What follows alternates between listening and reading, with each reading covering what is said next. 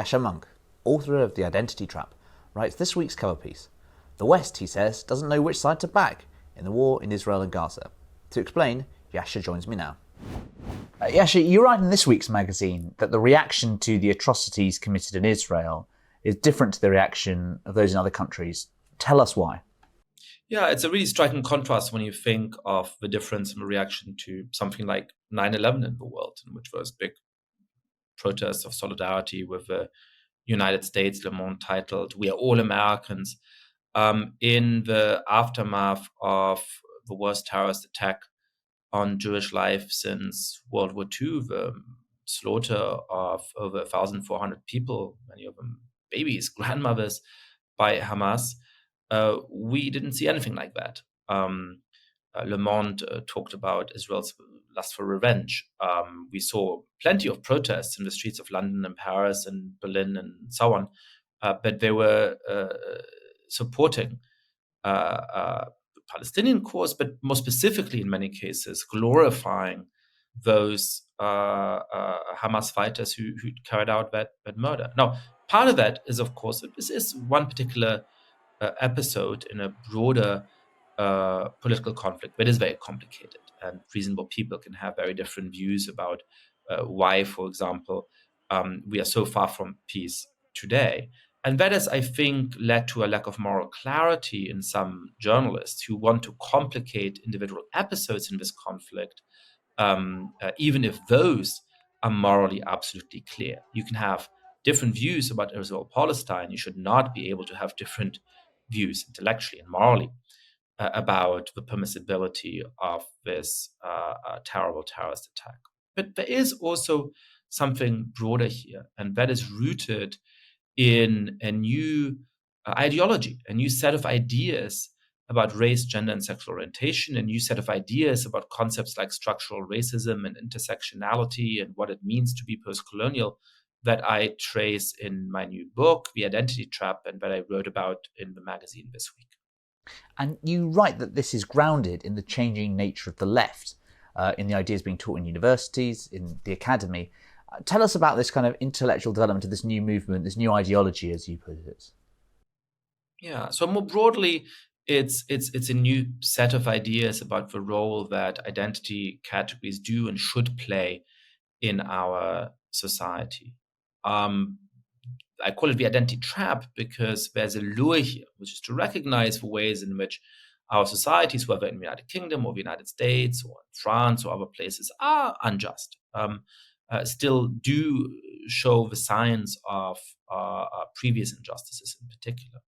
And so these ideas claim to be the most radical, the most uncompromising way to fight against those injustices, to build a better world. The problem is that they are a trap. They actually encourage the kind of zero-sum conflict that, as we're seeing in Israel-Palestine at the moment, can lead to terrible bloodshed. They're making it harder rather than easier for us to construct a peaceful and tolerant society in which we have real political solidarity with each other across the lines of those groups.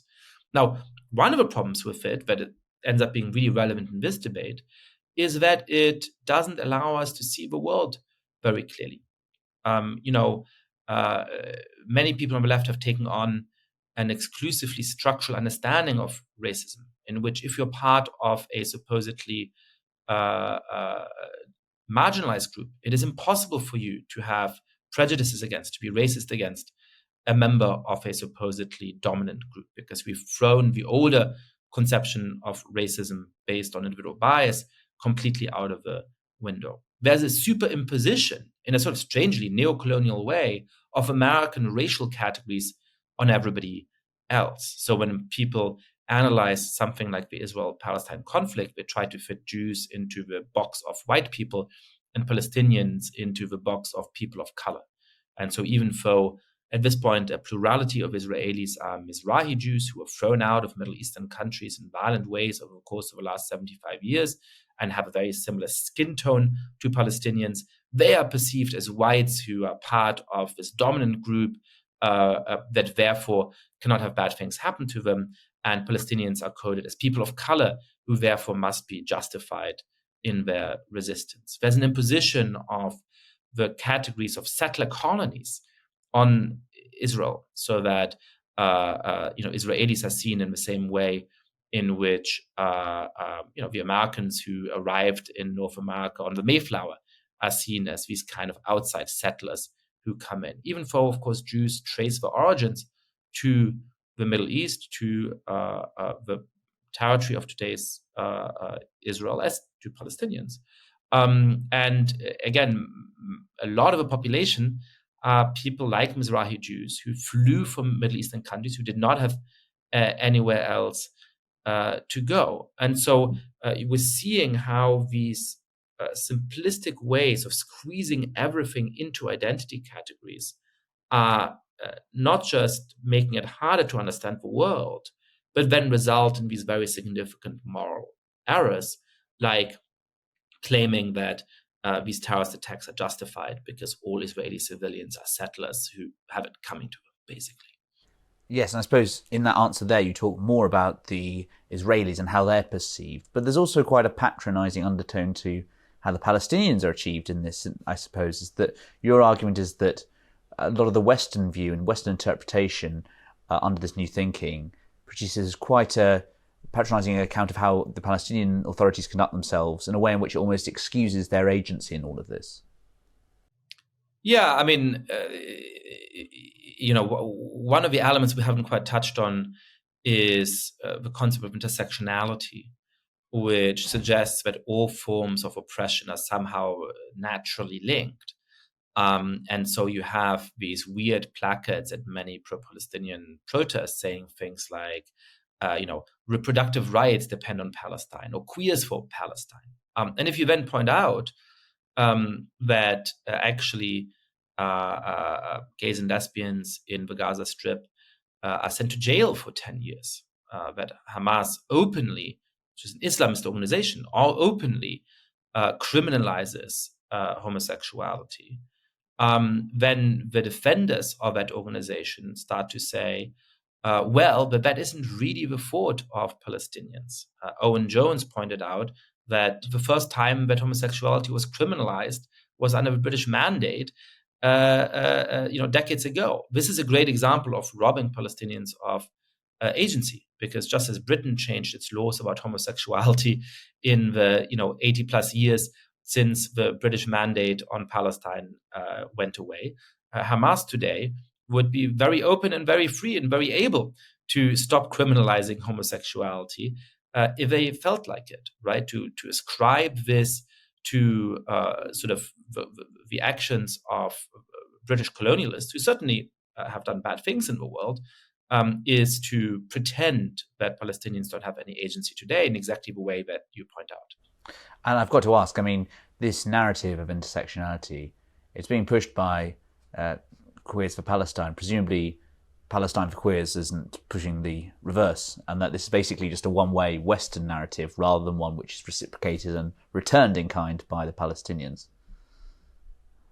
Yeah, I think that's right. And what's sort of interesting and strange about it is just how simplistic that view of a world is. The concept of intersectionality was coined by Kimberly Crenshaw to make a sensible point, which is that the discrimination, for example, that a Black woman might experience in the United States is more than just the arithmetic sum of the disadvantage faced by white women on the one side and Black men on the other side. And that, I think, is true. But the way that concept has then been interpreted is to go well beyond that, is to say that if you stand at a different intersection of identities from me, then I can't really understand you. That therefore all forms of oppression are linked. And if you want to be an activist in good standing on one issue, like environmentalism, for example, you have to defer to and accept the political positions of all of these other groups as well. So to be a good environmentalist, you also have to have a particular understanding of feminism, and you also have to have a particular understanding of trans rights, and you also have to have a particular understanding of what sort of the right answer to the Palestine conflict is. And you're right that in a strange way ends up going in one way. But I think the more profound error is that the world is just more complicated than that. That there can be groups that are allies in one context and not allies in another context. That groups that perhaps have experienced real disadvantage and marginalization in one context, nevertheless want to turn around and oppress and marginalize others in a different context. And you make the point, of course, that we're going to see these dynamics only become more inflamed and intensified in the coming weeks. And you reference in your piece this letter signed by 1,700 sociologists. So you're expecting that as the conflict continues, and potentially we've discussed elsewhere on this show about having a ground invasion, do you think this is only going to become more and more of a theme in the West's left arguments? Yes, I fear so. I mean, we've already seen how this conflict has not just claimed the lives of a lot of innocent people in Israel and in Gaza.